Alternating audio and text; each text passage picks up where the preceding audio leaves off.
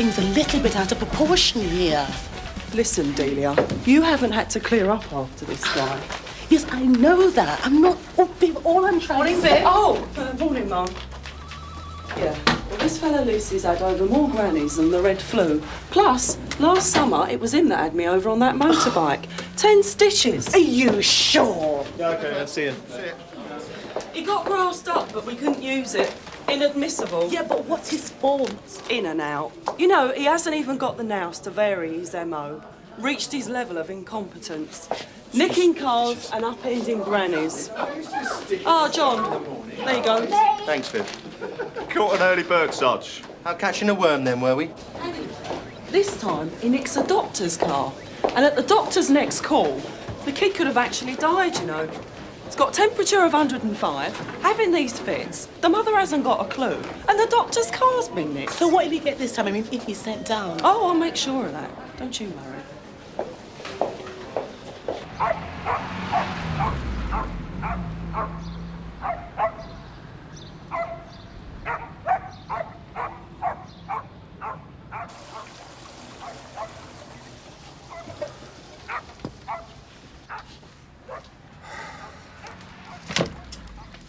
Woman went in. I didn't recognise her. Right. Anything to read? Thought this'd be right up your street, Sarge. Oh, you watch it. How good a lover are you? You what? In there. Hey, Sarge.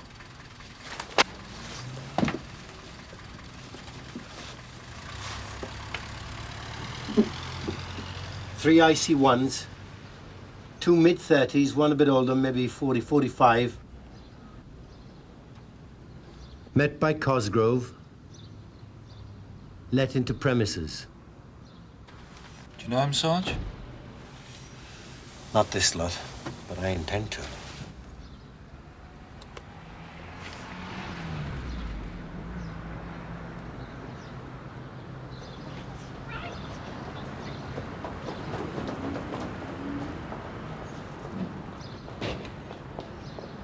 What the? What's the matter, Sarge? Who is she? Someone I know. Give me 5 minutes. I can't do three things at once. I'll be back. That's all day hanging around with 3 shoplifters. And the case against Mr. Livesey? Yeah, you're all right. First on, court 2. Who's on the bench? Stipendiary. Mr. Cox. Thank you. Well, I may as well come and sit down on your case then. Yeah, it's going to be like pushing a juggernaut up Snowdon. Mandy! Oh, Mandy. Will you stop? What? Listen, I want to talk to you. I said... About what? About where you've just been. For God's sake, Ted, what are you trying to do to me? Listen, no, you don't. Just... Sod off! This man's attacking me! Listen, now listen. We can do this any way you want, love. You want to be nicked? I'll nick you. But do you want to answer some questions? So, it is our submission, sir, that this vehicle was taken without the owner's consent from outside that first patient's house by Mr. Livesey, and in the full knowledge that it was a doctor's vehicle. The result of the taking of this vehicle was that Dr. Prebin was late for an urgent call to a very sick little boy. The boy, in fact, recovered, but I object. Implied hypothetical results are totally irrelevant to this Sir, case. I am merely trying to underline the seriousness of the crime of stealing a doctor's car. But a case consists of facts, Mr. Hollis. I'm sure we're all aware of the seriousness of the crime. Carry on. Yes. Honestly, it won't be as bad as you think. No. Whatever they say about lighting, eyesight, anything, just tell the truth and stick to your story. Yeah, but, well, to be honest, I'm not sure what the truth is anymore. I mean, it looked like red hair, sort of. And I'm not really certain about the jacket. Miss Julie Lee? But you did see him getting into the car. Oh, yeah. Yeah, well, I saw someone. Miss Julie Lee! Right.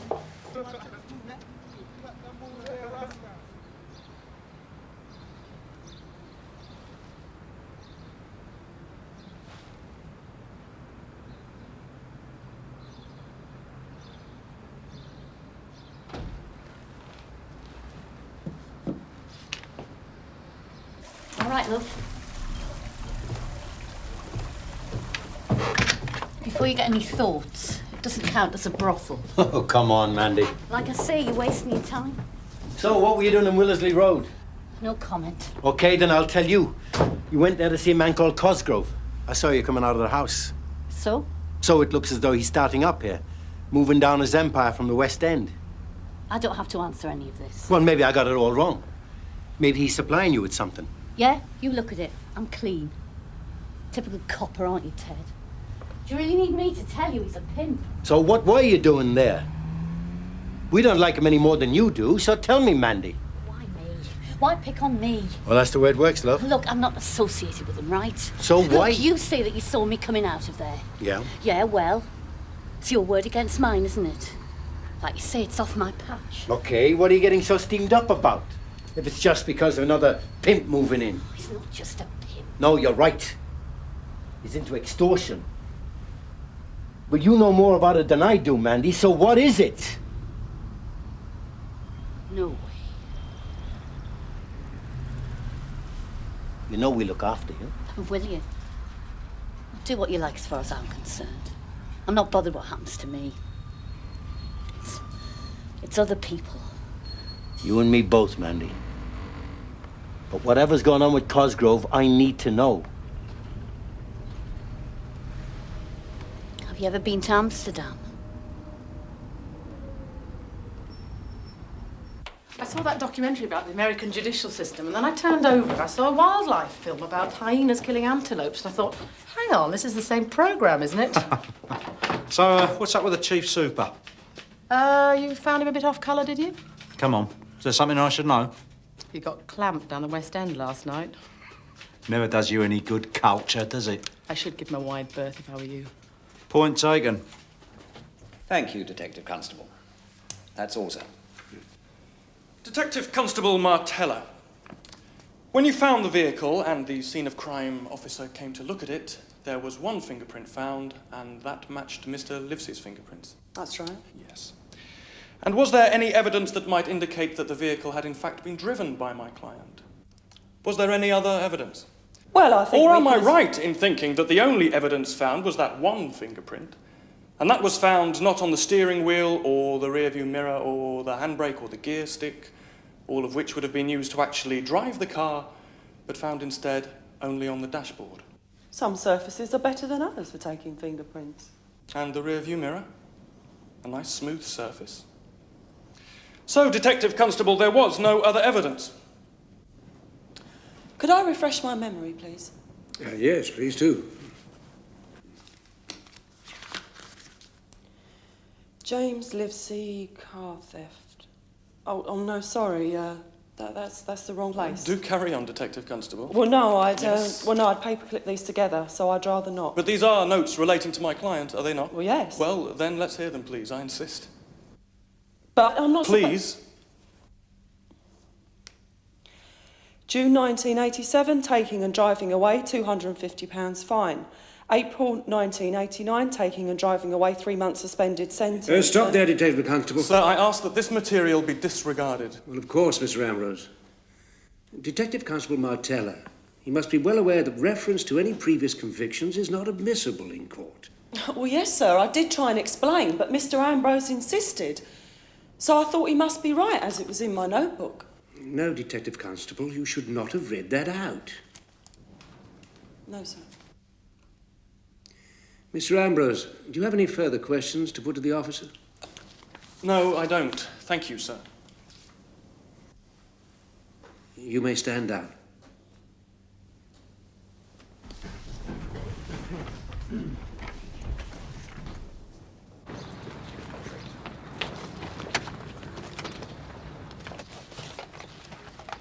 DC Carver to DS Roach, receiving.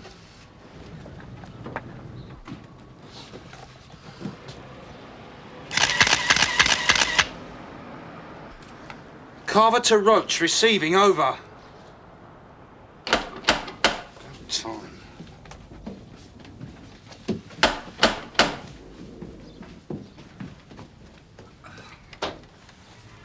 All right, as we come in.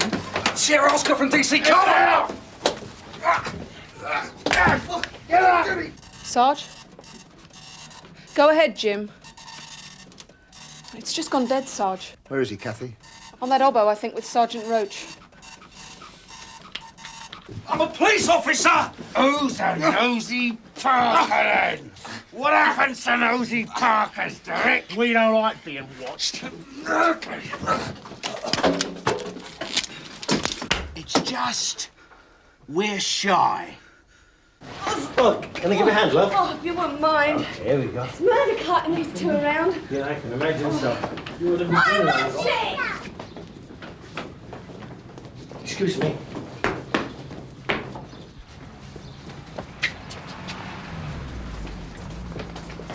You never find a policeman when you want one, can you? I've seen it done before. Yeah.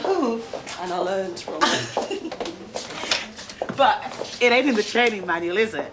Yeah, well, you know what they say, Delia? You don't start learning to drive till you pass your test. Detective Conway. I might find you in here. Do you mind if I come in? Yeah, I do. Now tell me, what did you do that for? What's that? That little performance in court. Oh, it was a mistake. I didn't intend Yes, to. you're right. It was a mistake. For your career. I allowed this observation to be set up because Detective Sergeant Roach convinced me that this man, whatever his name is, was potentially dangerous. Cosgrove. Pardon? I don't think there's any doubt about that, sir. To be honest with you, I'm beginning to doubt quite a few things about Sergeant Roach. Neglecting his post, endangering the safety of another officer, allowing suspects to get away. Can we hold on this until we've talked to him? Yes, I think that would be the most sensible thing, sir. Well, we all know how plausible his explanation is going to be, don't we? Because we've heard it all before. If I was Jim Carver, I certainly wouldn't want to go out on a job with Roach again. Because when push comes to shove and you've got Roach behind you, forget it. Look, go and see if the surgeon's in. He'll look at it for you. No, it's all right. Look, it could be dodgy. It's your septum, you know that. He'll soldier on, Tosh. Won't you, Jim? Nothing you enjoy more. Successful morning, Sarge. Push off, Mike. Tosh. Yeah? Tony Wickford, Vice Squad. Didn't you used to hang about with him? Yeah, we're at Bow Street together. Right, let's get on to it. You want a taste of this? Yeah, sure. Why were you gone so long? What? Well, if you had... Look, you got yourself into that jam, not me. Yeah, while you were doing what, exactly? Business. Now, you're going to sit there whining or help me nail these fellas to the wall? Now, of course not. All my officers are quite familiar with what the rule book says. I'm sorry, Mr. Hollis, but until I've talked to the officer concerned... No, cheap tricks aren't my style either. Thank you. Yes, quite, Mr. Hollis. Thank you for bringing it to my attention. Good day. Yeah, Cosgrove. First name's George Albert. Look, all I'm saying is... Oh, look, I've had busy lots now, more Jim. problems than Busy just losing the film. It would have been useful to have you there. What about him? Well, anything really, yeah. Yeah. It came as a bit of a surprise to us. What do you think? No. Look, I wasn't actually on the office. Besides, you shouldn't have opened the door. Well, I thought it was you. Why didn't you ask? Because you said it'd only be 5 minutes. But as it was, old Obbo was cocked up. Well, it wasn't my cock-up. Oh, that's exactly what it was. Well, so I heard. Ted, phone. Could I have a moment of your precious time? Hello, Sergeant Wickford. Can you give me 5 minutes? Viv Martella back yet, Tosh? Yeah, she's downstairs, Gov. Oh, that's good. Go and get her. Yes, good. Yeah. That's good. But then they put Livesey himself in the box. What's your car like, Mr. Livesey? A blue estate. And what's the doctor's car like? A blue estate. So they were trying to say that it was all just a big mistake, that he got in the wrong car and he got out again. And for a minute, I thought the beak was going to bite. But he didn't, because he remembered my little bit of unofficial information. Yeah. Right, oh, I see. Yeah. Some of these beaks, eh? Only a side confession will do. You got a minute, Viv? So he got? DI wants you upstairs. I don't know what about. 3 coffees, please. See you then, lads. Well, yes, I suppose if he is a persistent trespasser, you could go to court, you could get an injunction. But if it's a neighbour, don't you think you should try a bit of tact? I'm not a tactful person. I want a word with you. Yeah, I was just coming. There's been a phone call about you. Oh? And it wasn't to me. It was to the DCI. Oh. And it didn't make her eyes sparkle. What the hell have you been playing at, Viv? Oh, Frank, could I have a quick word? Yeah, I'm going to be with the DCI for the next 10 minutes, sir. After that? Yes, of course. I was only doing what I'd seen done before. Viv? What cretin had you ever seen do that? Now, what is it with you? A brainstorm? Inspiration? Or a personal crusade against the British system of justice? I know you had a result, but in the present climate, Viv... Yeah. You got customers the next day, Jim? Yeah. That cretin, as you put it, sir, was you. You what? Gov. Later. In here. Please, 6 foot. Yes. Explain. The first case I ever saw you in, Gov. I was still on the beat. Phil Haley? Look, can't you choose what to remember? We're meant to learn, aren't we, Gov? All right, I put the paper clips in. That was a touch I thought up myself. Same idea, getting the defence to let you Look, read it. Viv, times change. You do not have to imitate your elders and betters. No. A few months ago, it would have been gin and tonics all round. But now, you and I are looking like a couple of Christmas turkeys. I'm sorry, Gov. You will be if you drop me in it with her. All you had to say was that what you had written there was inadmissible. But you didn't say that, did you? No, Mum. No. Why not? Well, it was obvious he was guilty, and I just thought... Yes, but you know and I know that whether you thought he was guilty or not is not the point. But I knew it, Mum. That doesn't matter. Look, I got a result, Mum. That's what I meant to do. I know. So what do you want? Well, you can start by learning that you don't talk to your detective chief inspector in that tone. Is that understood? Yes, Mum. Quite apart from the fact that you very nearly committed contempt of court, that little trick of yours has given Livesey the right to appeal. So it doesn't look quite so smart now, does it? No. And I don't care where you learned that kind of thing. Just unlearn it. Do I make myself clear? Yes, Mum. Good.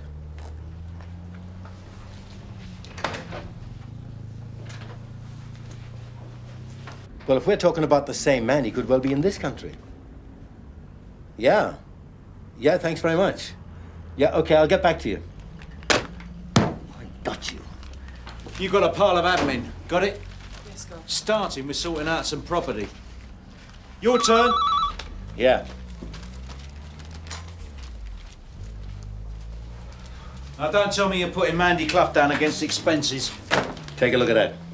You recognize him? Should I? Well, not unless you go to the gay bars in Amsterdam. Now, don't get clever with me. Mandy Clough wasn't giving Cosgrove or me a routine service this morning. She went round there to try and get her brother back. What? Cosgrove has been supplying rent boys to bars in Amsterdam. Mandy's little brother is one of them. One of the fellas that we saw this morning, by the name of Sudbury, Mandy told me that he runs the operation over here. I got onto the Vice Squad, and they've already got pictures of him talking to boys in Piccadilly. But that's all they've got. Go on. This is where it gets interesting. I think this fella is the Amsterdam connection. Name? Pick any one of a half a dozen. But the description does fit a man called Ellison, whom the customs and excise people want to have a talk with in connection with a VAT fraud. Very nice. Let's wrap it up. Two things. Oh, look, Ted, that Mandy Clough business. I mean, I am entitled to a little wind-up, aren't I? Yeah, okay. What's the other thing? Ellison's mine. Number 29. Oh, very nice too. That's it then, all present and correct. Hello, Viv. What are you up to? Dealing with property. What does it look like?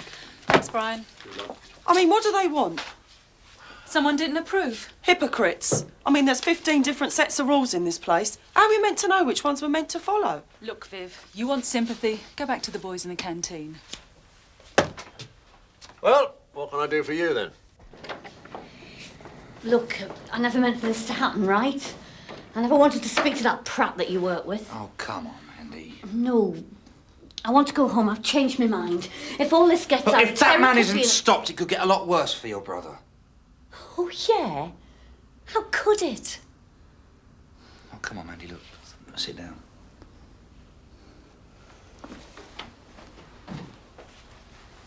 Look, You didn't object to coming here, did you? And if you really want to, you can leave at any time. But you want to see Cosgrove and Taylorson put away, don't you?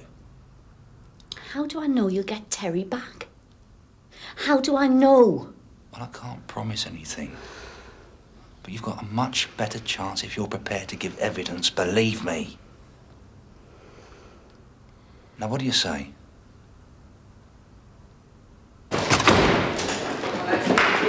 Up, John.